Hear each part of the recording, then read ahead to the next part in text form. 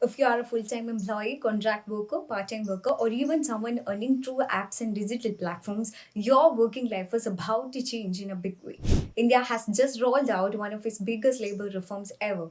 Starting November 21, the government has replaced 29 old labor laws with four new codes: the Code on Wages, the Industrial Relations Code, the Social Security Code, and the Occupational Safety and Health Code. The goal is simple: modernize labor rules, make business easier, and strengthen worker rights. Let's break down what these changes actually mean for you. Minimum wages will now apply to every worker, whether in organized or unorganized sector. The center will set a national floor wage, meaning no state can fix wages below that level. This brings more uniformity and a fairer wage structure across India. Your salary structure may also change due to new standard definition of wages.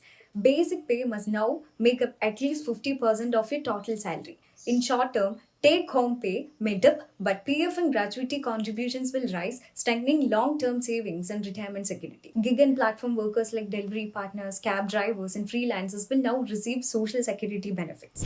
Aggregator companies must contribute a part of their turnover to fund that supporters' life insurance, disability cover, and health benefits. Fixed term employees no longer have to wait 5 years for gratuity. It will now be available after just 1 year of service, a major relief for workers on project based or contractual jobs. All employees, including those in the unorganized sector, must issue formal appointment letters. This ensures transparency regarding wages, job roles, and social security entitlements.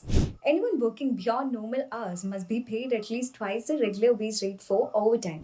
Women are now permitted to work night shifts across all sectors provided they give their consent and employers ensure proper safety and transportation. Gender based wage discrimination is explicitly prohibited. Work from home has also been formally recognized, especially for service sector roles, and can be implemented through mutual agreement between employers and employees. Employees above the age of 40 must receive a free annual health checkup, an important move towards preventive health care. Paid leave can now be availed after 180 days of service instead of 240, making it easier for newer employees to assess leave benefits.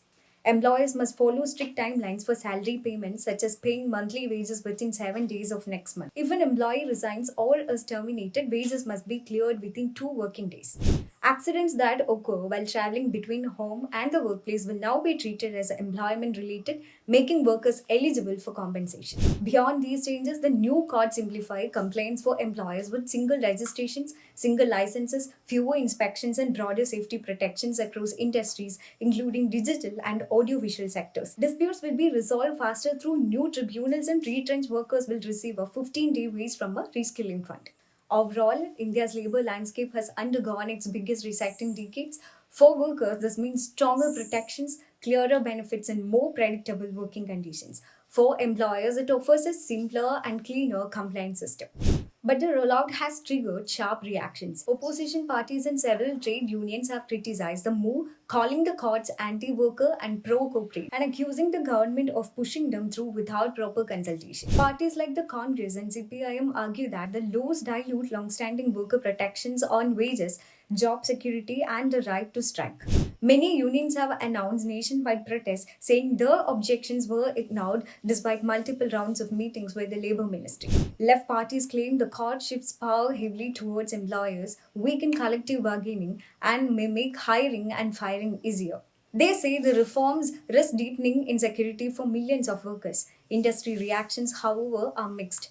Large manufacturers see this as a long awaited simplification, but smaller businesses want the sudden changes may raise complaints, cost, and disrupt operations. Many experts support the reform, but the caution that implementation must be gradual, especially for micro and small enterprises that may struggle with the transition. Supporters of the codes argue that India's labor system has finally been modernized, bringing gig workers, platform workers, and informal workers into safety net for the first time.